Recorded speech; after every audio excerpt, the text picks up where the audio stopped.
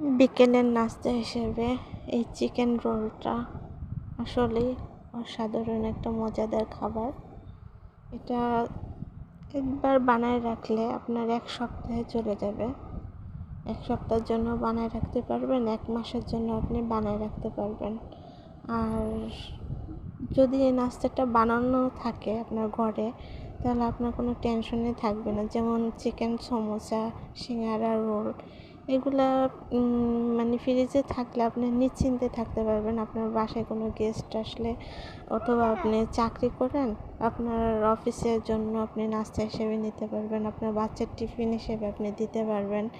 এটা মানে খুবই একটা মানে আরামদায়ক কাজ। আমি মনে করি যে একবার কষ্ট করলে আপনার সারা মাস ইজিভাবে আপনি এটাকে ব্যবহার করতে পারবেন, যা আমি করে থাকি। আমি ১ মাসের জন্য স্টকে মানে ১ মাসের পরিমাণ অনুযায়ী আমি বানিয়ে রাখি আর বিকেলবেলা শুধু ভাজি আর খাই।